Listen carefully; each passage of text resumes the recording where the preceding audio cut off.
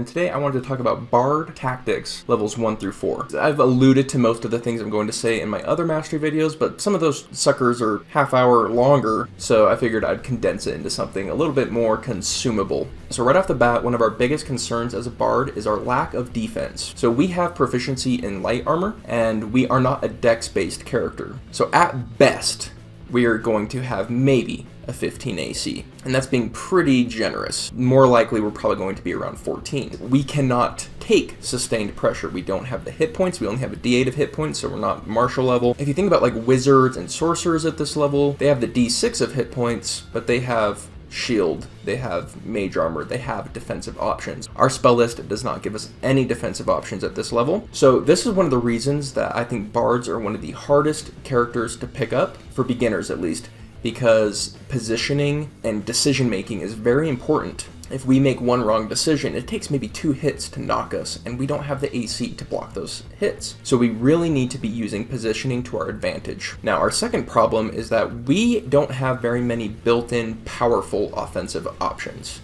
We are wanting to be at range, so we have, as a cantrip, our best option is a 60-foot range to Vicious Mockery, which is only doing 1d4 of damage. However, it is giving the enemy disadvantage on their next attack. And so this is actually a pretty viable cantrip at this level, because them getting disadvantage on one attack is pretty impactful at this level. Our other option is to use something like a hand crossbow that can shoot from range. It's going to be doing more damage than Vicious Mockery, but we don't get the benefit of the disadvantage. So it's a decision-making thing that you're going to have to make. Bards really benefit, especially at these levels, from having their race or background or whatever give them other options to use with their action. So instead of Vicious Mockery or a hand crossbow, by being an elf, you might get a longbow, and all of a sudden, your damage increases significantly. Or you might be a tiefling and you might get firebolt, and again your damage increases significantly. So those are always going to be considerations when choosing a bard, especially if you're doing early level bards and you're going to be spending a lot of time in this area. Picking a race that's going to help your combat potential out is a pretty big deal for bards. As for our fight winning spells, Sleep is the standout between levels 1 and 2. You're really not going to want to cast another fight winning spell more than likely, unless maybe you're facing elves, right? Then you might be relying on Fairy Fire as your fight winning spell. So very often what you're going to want to do is open up the combat with Sleep and then direct your teammates to target one at a time, and then you're going to be using your action to shoot your arrow, use Vicious Mockery, and then you're going to get your ass in cover. Get protected. Cover is a thing in this game. Jump behind it and hide.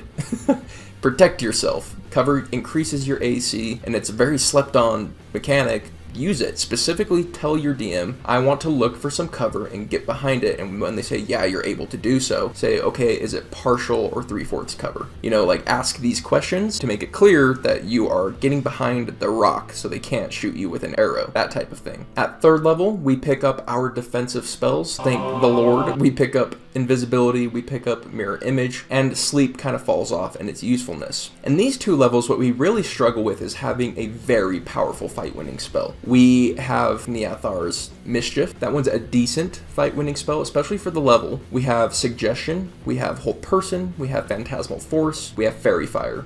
Those are kind of the top of the line for us at this level as far as our fight-winning spells go. But our tactics really aren't changing much. We try and analyze the fight, decide which of our fight-winning spells is the best, activate it, try and get into cover. If we're pressured, we rely on Invisibility and Mirror Image to get us out of that situation. I will often say Invisibility is something we don't want to cast because we're going to lose our fight-winning spell. But that being said, there are going to be times when it's right. It's sometimes better to survive than it is to keep your fight-winning spell going. However, with Mirror Image in our back pocket, it could often be a good decision to use that instead of Invisibility so we can keep our Fairy Fire up, for example. With 3rd and 4th level, things change depending on our subclass, but I'm talking about the Bard as a base class, and so I will not be getting into the subclasses.